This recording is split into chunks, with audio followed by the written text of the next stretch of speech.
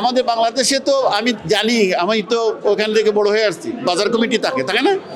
আপনি দেখবেন গামছা লুঙ্গি একই রেটে সব দোকানে, কিন্তু এর উপরে বিক্রি করে, নিচে কেউ বিক্রি করে না, সবার কাছে এটাই। আমাদের এখানে কেন হচ্ছে না? 10-15 বছর যাবত আমরা অ্যাওয়ার্ড করি, অ্যাওয়ার্ড ইটস গুড, আমরা আসি, এনজয় করি, বক্তৃতা দিয়ে খাওয়া দাওয়া করি, ঠিক আছে, বাট এইটাতে তো তাদেরকে আমরা হেল্প করতেছি না, বরং তাদের কাছ থেকে আমরা টাকা নিয়ে আমরা উই আর হ্যাভিং গ্লোরিয়াস ইয়ে।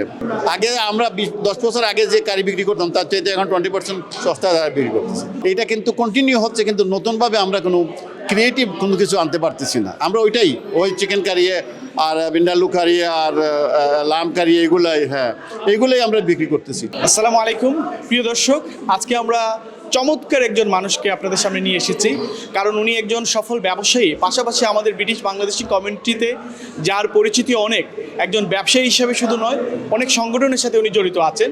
সিমার গ্রুপের চেয়ারম্যান এবং ইউকে বিসিসিআইয়ের চেয়ারম্যানের দায়িত্ব পালন করছেন। পাশাপাশি আমরা অনেক ক্ষেত্রেই ওনাকে দেখি। আজকে একটু কথা বলতে চাই যে আমাদের ব্রিটিশ বাংলাদেশি কমিউনিটিতে অনেক ব্যবসা বাণিজ্য কিন্তু ছড়িয়ে পড়ছেন, কিন্তু দেখা গেছে যে বিভিন্ন কারণে কিভাবে আরও ভালো করা যায় সেটা আমরা বুঝতেছি না।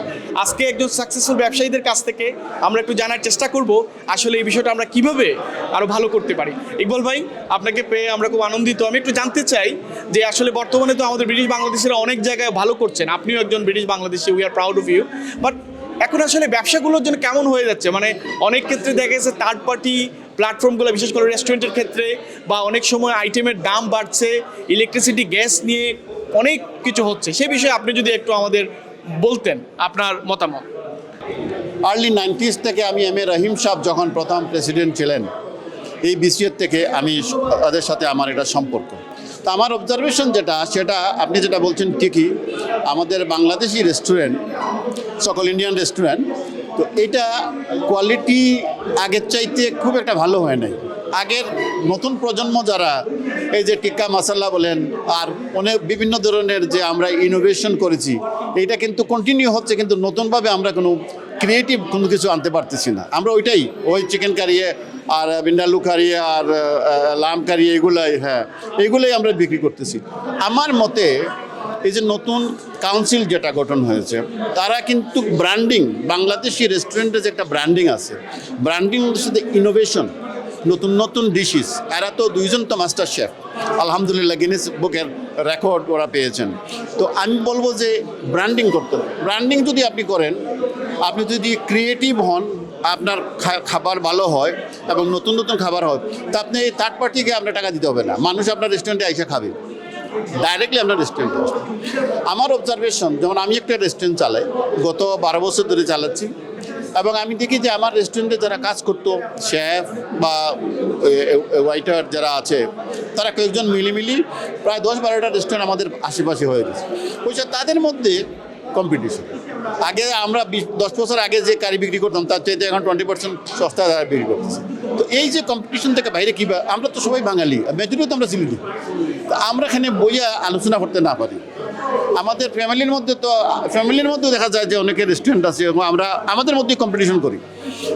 আমরা যদি সবাই মিলে এই কাউন্সিলের মাধ্যমে, এই যে ন্যাশনাল এক্সিকিউটিভ কাউন্সিলের মাধ্যমে যদি আমরা বিভিন্ন শহরে গিয়ে বলতে পারি যে তুমি চিকেন কারি এর নিচে বিক্রি করতে পারবা না, হ্যাঁ, let's make some money, let's create some wealth. আর তারপরে নতুন ডিশ, এটা যারা আসছে, এরা বাইরের ইন্ডিয়া থেকে নতুন শেফ আনুক, বাইরের থেকে। আমি বলি দরকার হয় আমরা স্পন্সার দেবো, যৌথভাবে আনুক, ওরা আসুক, এসে আমাদের বিভিন্ন ধরনের ডিশ আবিষ্কার করে আমাদের দিয়ে যাক। এইটা এই বিসিএর মাধ্যমে সবাইকে দাও, এবং বলবা যে এই রেটের নিচে তুমি বিক্রি করতে পারবে। আমাদের বাংলাদেশে তো আমি জানি, আমি তো ওখান থেকে বড় হয়ে আসছি, বাজার কমিটি থাকে না।